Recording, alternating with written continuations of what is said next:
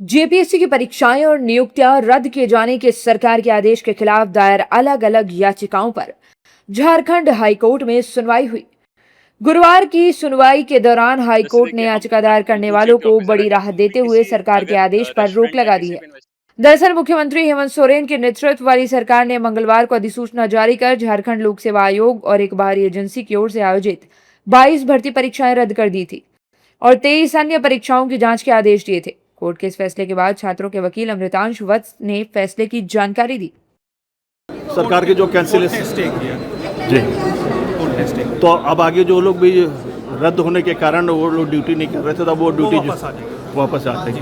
अगली सुनवाई सर 15 सितंबर। देखिए हमारा संबंध सिर्फ 11 से 13 जेपीएससी के लिए है, जिसमें हम लोगों ने आईए पिटीशन फाइल किया था और वो आईए नंबर 11830 है, जो कि 11 से 13 जेपीएससी संबंध में दाखिल की गई थी, जिसमें ऑनरेबल कोर्ट ने सरकार को जवाब दाखिल करने के लिए 3 सप्ताह समय दिया है और ऑनरेबल कोर्ट ने जो स्टे लगाया है वो नोटिफिकेशन 5404 में है और समकक्ष जो पिटिशनर्स होंगे उनको उनके लिए स्टे किया है। तो उस नोटिफिकेशन में दो डिपार्टमेंट जो दिख रहे हैं इनके संबंध के पिटिशन के हैं, एक तो फूड सेफ्टी ऑफिसर्स के हैं और दूसरा आपका 11 से 13 जेपीएससी। हाईकोर्ट के स्टे के बाद याचिकाकर्ता खुश दिखे। उन्होंने कहा कि हम तो छात्रों के साथ थे, लेकिन सरकार का ये फैसला गलत था।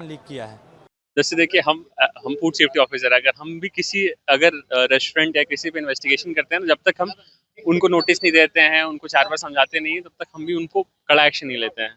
मतलब छोटे छोटे दुकानदार को हमारे ऊपर बिना किसी नोटिस के, बिना किसी इन्वेस्टिगेशन के हमारी नौकरी को सीधे छीन लिया जाएगा। इस नौकरी को पाने के लिए हमें 3 साल लगा। 2023 का वैकेंसी था, ये 24 में एग्जाम हुआ, 25 में कुछ नहीं हुआ, 26 में इंटरव्यू हुआ और ये बस 30 दिन के पता नहीं किस तरह का इन्वेस्टिगेशन हुआ, कोई रिपोर्ट नहीं, कुछ नहीं, और ये नौकरी छीन ली गई। आप इन्वेस्टिगेशन कीजिए, अगर आपको कुछ मिलता है फिर आप एक्शन लीजिए। कोई इन्वेस्टिगेशन नहीं है। 3 साल का चीज़ आप 30 दिन में खत्म कर दिए। किसी को कुछ नहीं मिला। जो प्रोटेस्टर थे उनको क्या मिल गया? बस उनको ये मिला कि आपका नहीं हुआ, हमारा हुआ, हमारा भी नहीं हुआ, आप दोनों खुश, मतलब आप दोनों एक लेवल पे आ गए। बट उससे क्या फायदा होगा? आप सोचिए कि वापस से यही चीज़ होगी।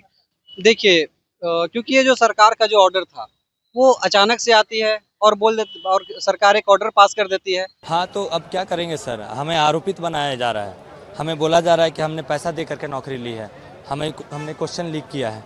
तो बताइए, अब अगर आप हमें आरोपित बना रहे हैं तो अब हमारा आरोप सिद्ध कीजिए और चढ़ा दीजिए यहीं पे फांसी में। हम तैयार हैं। अगर हम गलत हैं, हमने पैसे दे करके नौकरी ली, अगर हमने क्वेश्चन लीक किया तो हमें फांसी पे चढ़ा दीजिए सर, कोई दिक्कत नहीं है। आप जो चाहे, जिस एजेंसी से चाहे आप जांच करा सकते हैं हमारी। तो सरकार ने जो फैसला लिया है बिल्कुल गलत लिया। ये एक तरफा फैसला, ये सरासर नाइंसाफी है। अब जांच किए, अब हमारा जांच किए, यहाँ इतने सारे भाई लोग बैठे हुए हैं, इनका जांच कीजिए।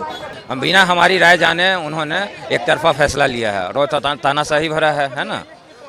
ऐसे थोड़ी होता है कि मतलब जब मन किया, ऐसा तो प्राइवेट सेक्टर में भी नहीं होता। जिस तरह से हुआ कि रात में अचानक आके कल से आपको नहीं है ना। जैसे प्राइवेट सेक्टर में भी 3 महीने का नोटिस दिया जाता है और उस बात सुनी जाती है, वो कमेटी बनती है। यहाँ तो कुछ नहीं हुआ, हमें भीड़ के दबाव में आके इन्होंने फैसला लिया। ये तो प्रजातंत्र नहीं है ना, ये तो भीड़ तंत्र हो गया। ऐसे भीड़ में हर फैसला लिया जाएगा क्या? सरकार के इस फैसले के खिलाफ सफल अभ्यर्थी विरोध प्रदर्शन कर रहे हैं।